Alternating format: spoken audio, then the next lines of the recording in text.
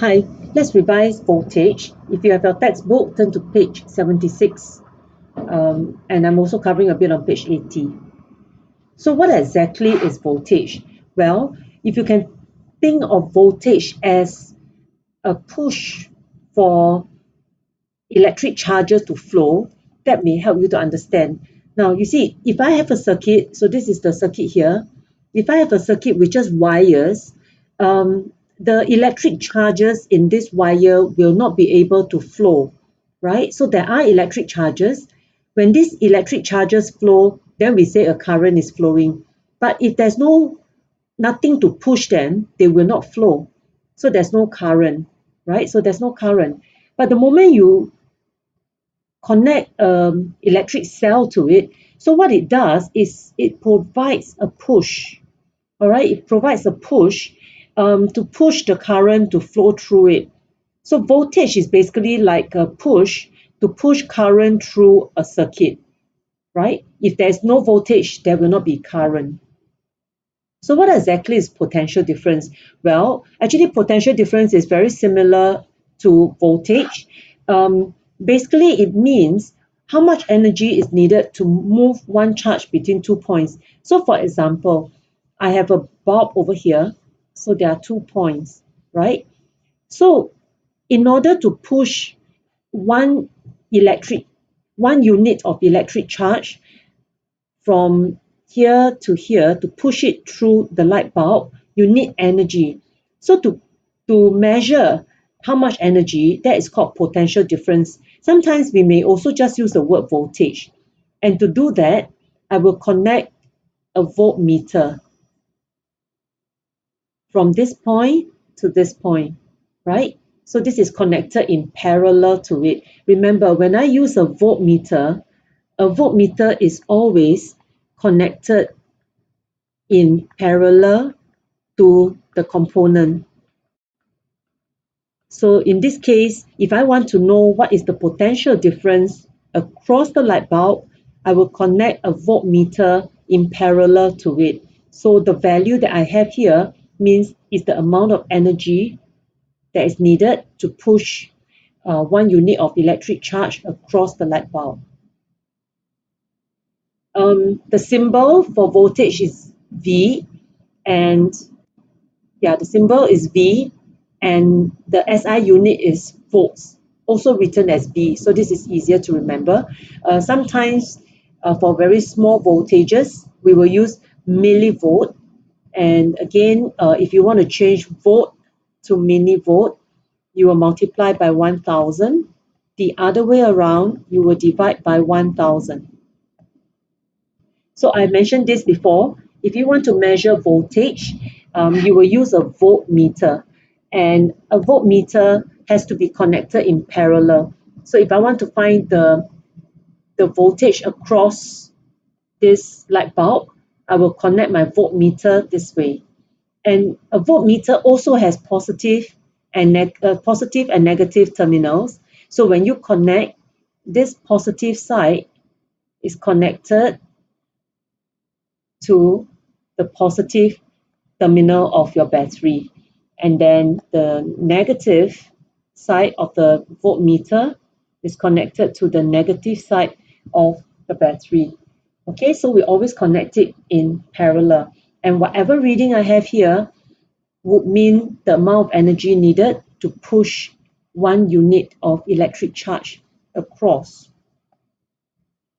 If I do not want to use a voltmeter, I could use a multimeter. As I revised in the last chapter, a multimeter is very useful. It can be used to measure voltage. It can be used to measure current. It can be used to measure resistance. So you just connect it the same way as how you would connect a voltmeter. So let's now take a look at the voltage in a series circuit. Remember, voltage is like an energy needed to push electric charges.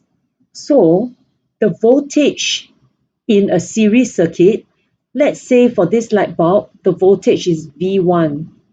Let's say for this light bulb, the voltage is V2.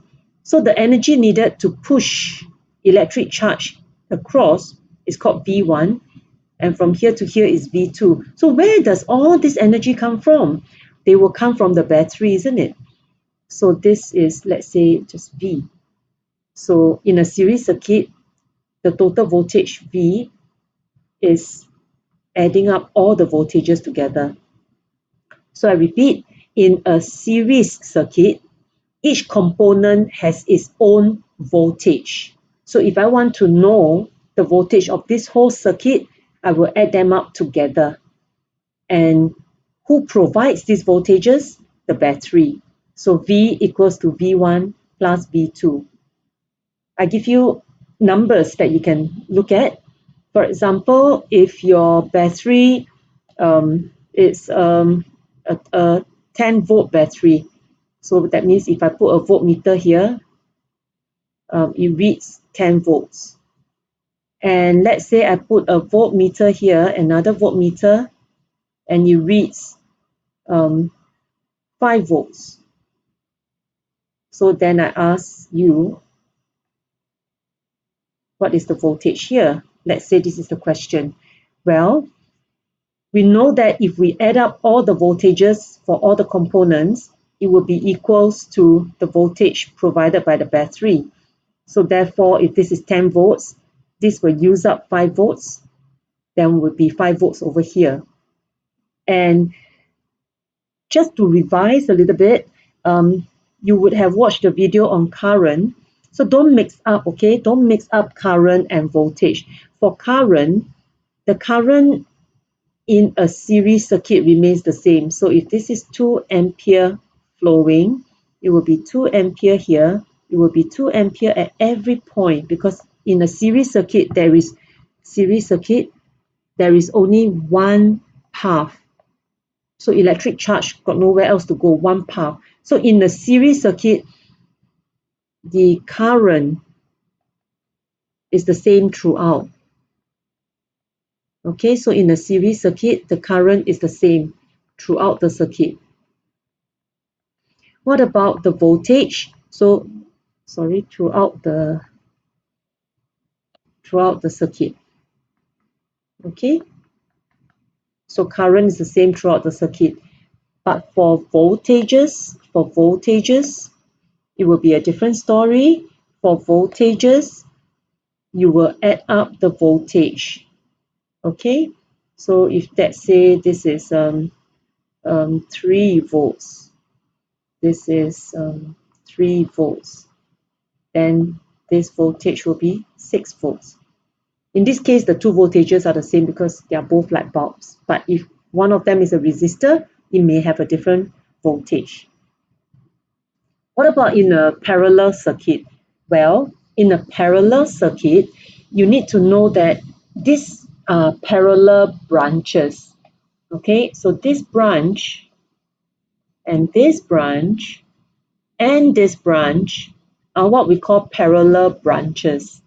And in a parallel circuit, all the parallel branches will have the same voltage.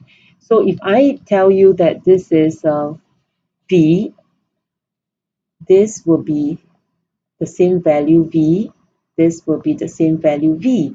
For example, if I have 3 volts, the voltage across the cell is 3 volts, this will be 3 volts, this will be 3 volts.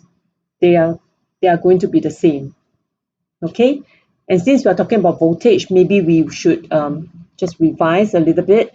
So let's revise a little bit on current so we do not get confused. So just now we said, right, for voltages, for voltages, in a parallel circuit, all the voltage will be the same. And now for current, if we are talking about current now, it is different. The current, remember we said when the current reaches here, current are electric charges, they will then split into two paths. So if let's say this is 7 ampere, then it may split, let's say, into 3.5. Sometimes they are split the same way, sometimes it is not. It depends on what we connect here. Okay, So you need to keep revising how does the current and the voltage behave in a series and parallel circuit. So in actual application, when do we connect them in series or is it better to connect them in series or in parallel? Well, you've got to know that in a series circuit, if one light bulb blows, the circuit will be open.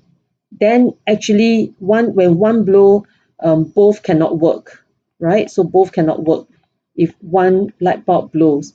But in this case, if this light bulb blows, the current cannot come into this branch, but the current can still flow here and it still can go back. So this one will still be able to light up. So you can operate independently. So that is a very one of the advantage for parallel circuit is that the light bulbs or the appliance can operate independently. The other advantage is that if you are in parallel, you can choose because I can have I can put a switch over here, I can put a switch here. So I can switch on this one and switch off this one or vice versa. But in this case, if I put a switch here, once I switch off, both will be off at the same time.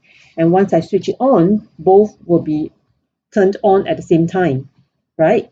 And of course, another reason is if let's say bulbs are not working, this one I can tell. Hold on. So let's say this light bulb is not working, so this is the spoiled one, and then this one is still working, so I know that, oh, this is spoiled, I can take it out. But if I have a series circuit and they are not working, I would not know which is the spoiled one because both are not working. So in reality, we like to connect them in parallel so that they can operate independently, and I can also be able to identify which is the faulty equipment. So this is all for voltage. I'm going on. Please go on to study resistance.